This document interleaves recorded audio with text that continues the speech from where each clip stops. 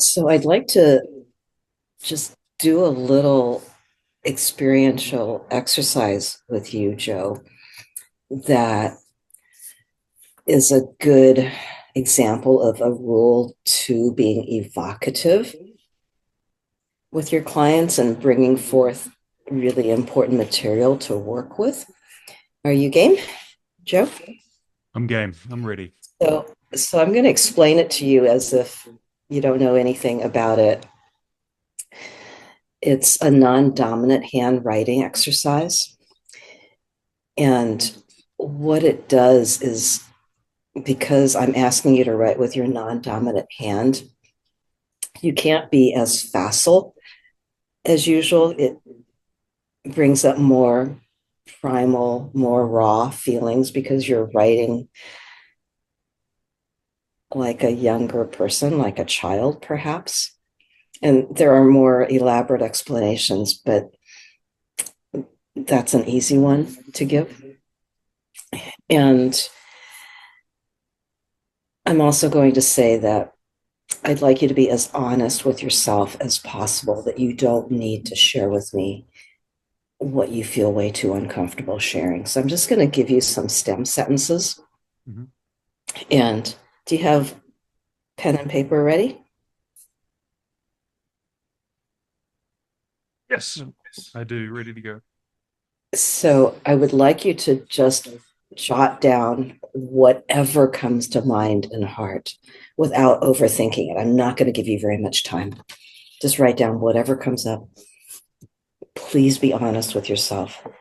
You don't need to share what you don't want to. I long for or I yearn for.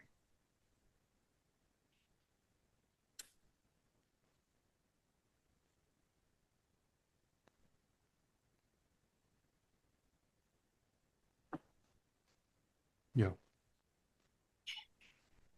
I dream of.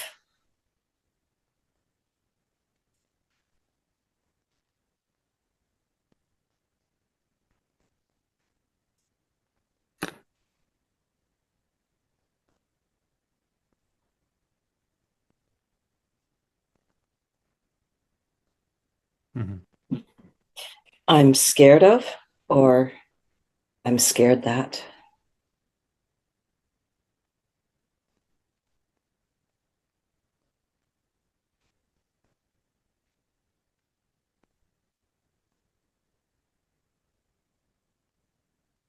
Hmm.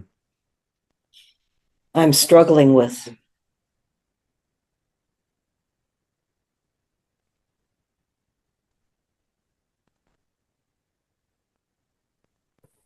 Yeah. I pretend that.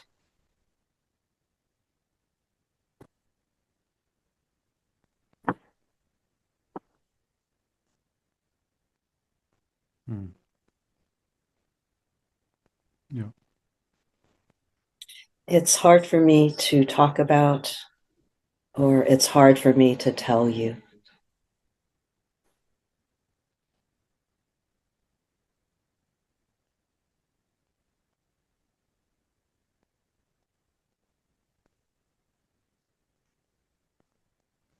Yeah. If I had the courage, I would. And this is the final one. If I had the courage, I would.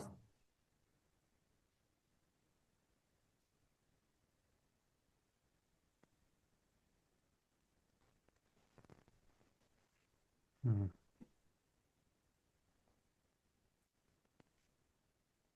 Hmm. How are you feeling right now, having answered these questions? Uh, it's a weird mix. I feel, which is to say, there's a few things going on. This part of me feels sad. Um, the other part of it feels kind of excited. Um, this question's really brought something out that's, yeah, that's the thing. There's an excitement in terms of some of the stuff that it brought forward, which was meaningful, exciting, like dreams and hopes and things. and also sadness that that's some of that stuff's not there at the moment. I really appreciate how fully you're showing up with me, Mm. Joe. This is a vulnerable exercise, and it's even more vulnerable when we're recording it. And I just want to say again, you don't need to say anything out loud you don't want to.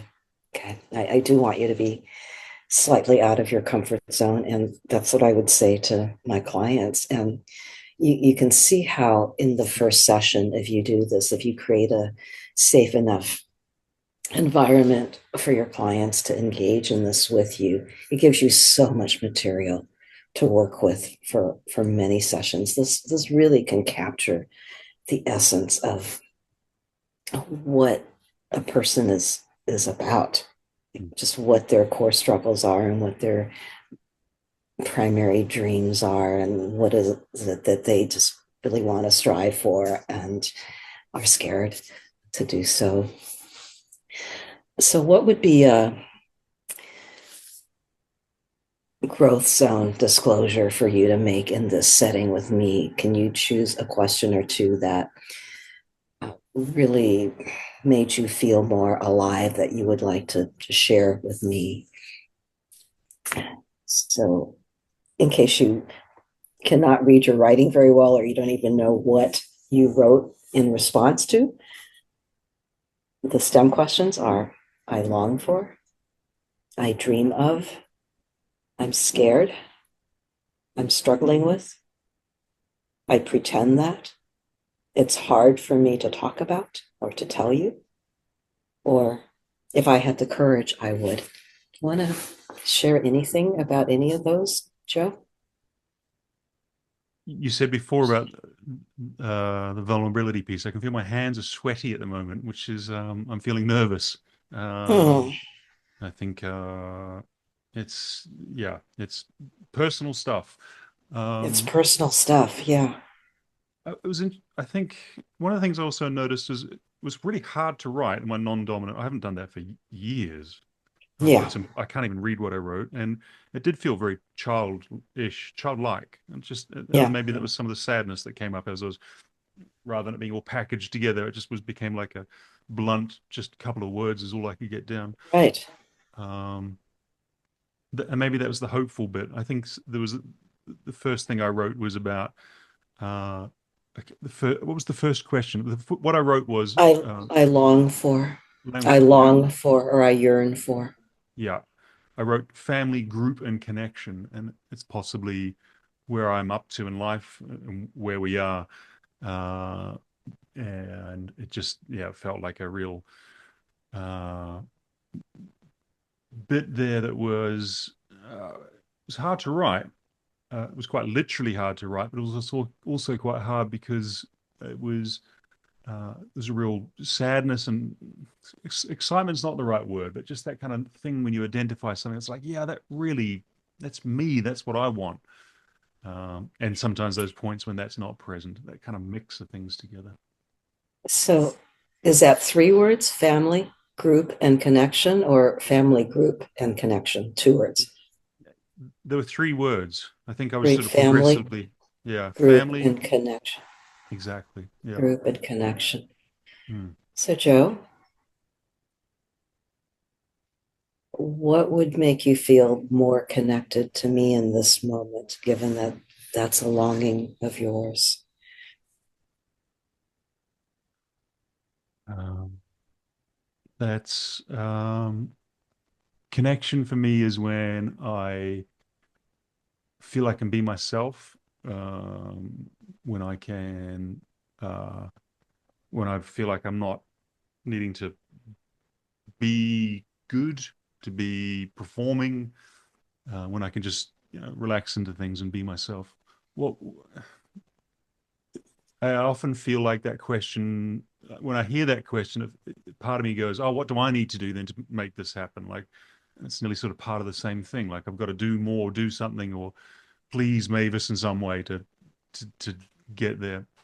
I don't know. I don't know how to answer that. I think maybe just that, um, just partly is just talking and saying that's one bit. Partly would be There's maybe something recognizing that I'd like something from you as well. This is a bit feels a bit two-way. Uh, I'm feeling really tender, Joe. I just I just think you're being so open with me. Like from the moment we got on the call before we even turned the recording on. And it's true that connection goes both ways. And I think we're both going through just different kinds of transitions in our lives. And for me, I'm continuing teaching about FAP without my partner and co-creating it, my spouse, father of our child. And it's like I'm finding my way in how to do this without him. And I really I appreciate your inviting me, and I appreciate just connecting with you in this moment.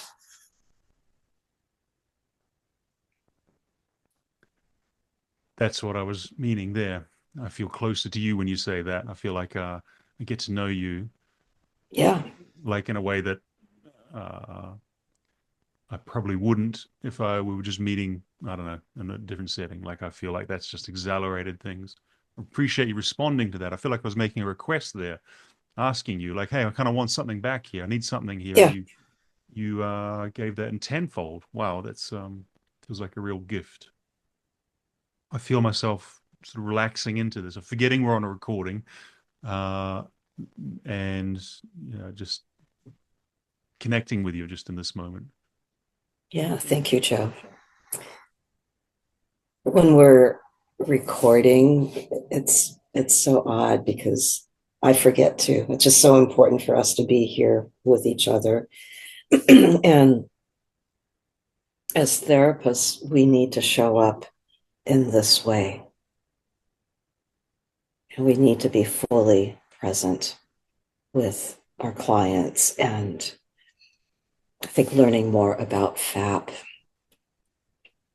I I translate the rules into like awareness, courage, and love, and they are target behaviors for our clients, but they're also the tools that we use as clinicians. Like we need to show up with awareness, courage, and love in order to bring out the best in our clients. Love that. That's feels such important, so important. There's something very conscious and slow and deliberate about that reminder. That as we enter into that space with people we're working with, uh, it's easy to do that for myself. It's easy sometimes for me to do that automatically, or be rushed or busy, or uh, when I'm meeting with clients or doing my work, and that's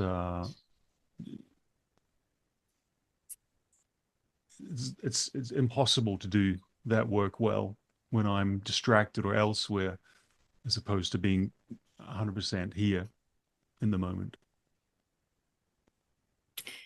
Yeah, Joe. I just want to say one more thing in terms of a clinical tip, since this recording is about that. When you said you wanted connection, I brought it into our interaction. And that's a very powerful way to work with clients because whatever it is that they want, it can happen in some shape or form in the moment with you. And that's really one of the most powerful interactions that you can have. How can they create in the moment with you what it is that they want with other people? Because if they can do it with you, that's the most important first step. They can do it with others.